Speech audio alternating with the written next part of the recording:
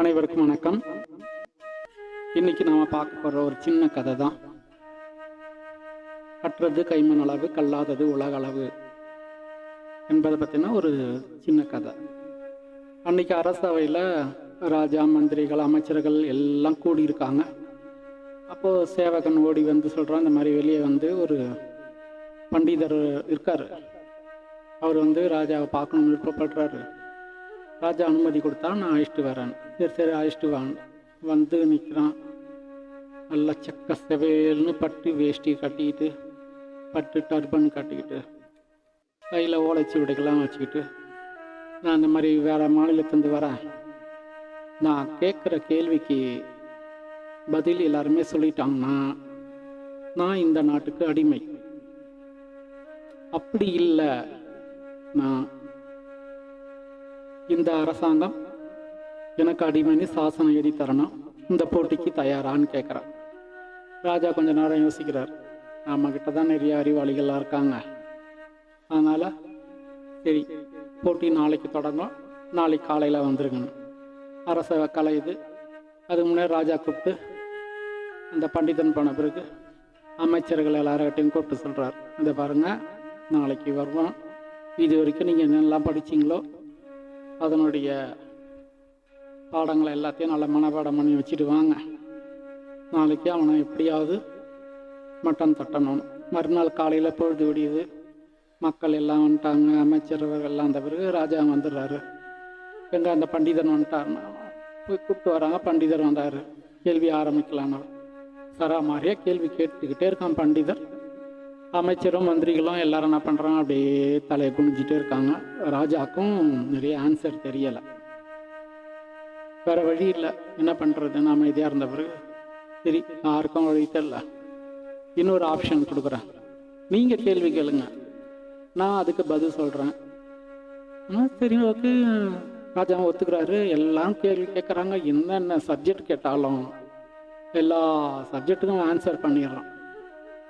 ராஜாவுக்கு ரொம்ப டென்ஷன் ஆகிட்டார். என்னடா இது, நம்ம நாடு வந்து ஒரு சாதாரண ஒரு பண்டிதனுக்கு போயிட்டு அடிமையாக போதா?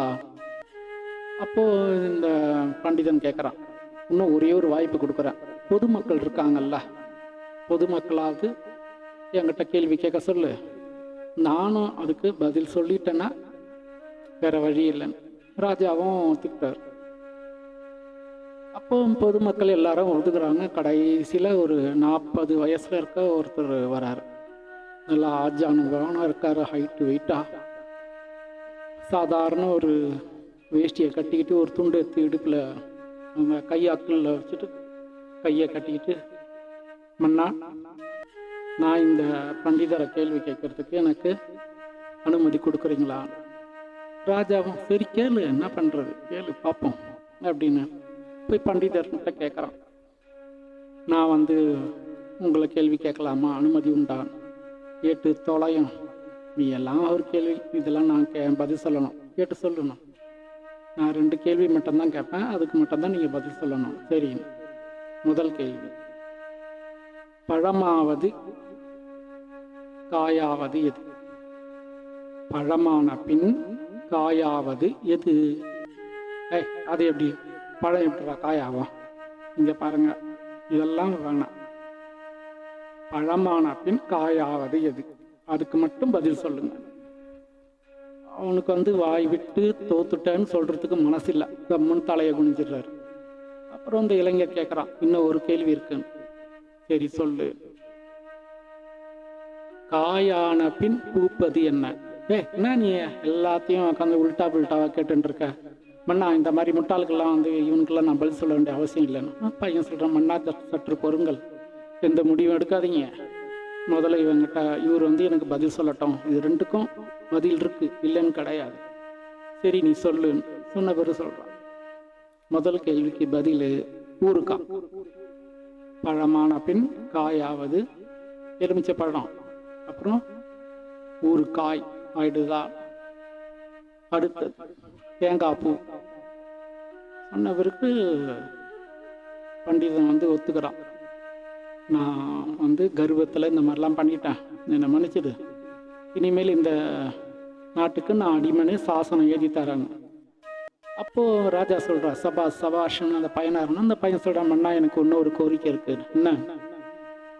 இவர் அடிமைன்னு சாசனம்லாம் எழுதி தர வேண்டாம். இது வரைக்கும் அவர் யார்கிட்டலாம் அடிமைன்னு சாசனங்களை எழுதி வாங்கினாரோ அதை எல்லாத்தையும் கேன்சல் பண்ண சொல்லுங்க, எனக்கு அது போதும்னா. ராஜாக்கும் ரொம்ப சந்தோஷமாயிட்டு அந்த பையன் சொல்கிற மாதிரியே இவனும் இந்த பண்டிதனும் தான் செஞ்ச தவறை உணர்ந்துட்டு போயிடலாம். மன்னருக்கு ரொம்ப சந்தோஷம். நீ யாரா, எங்கடாந்து வந்திருக்கிற? நான் இந்த அரசவையில் தான் சமையல்காரனா பல வருஷமாக இருக்கேன். ராஜாவுக்கு சந்தோஷம். ஒரு சமையல்காரனுக்கு இவ்வளோ பெரிய ஞானம், இனிமேல் நீ சமையல் கட்டில் வேணாம், அமைச்சரவையில் இருன்னு அதுக்கு இவன் சொல்கிறான்.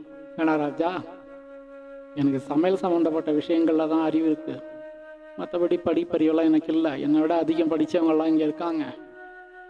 அதனால் நான் என்னுடைய தொழிலை நான் அப்படியே பார்த்துட்டே போகிறேன்.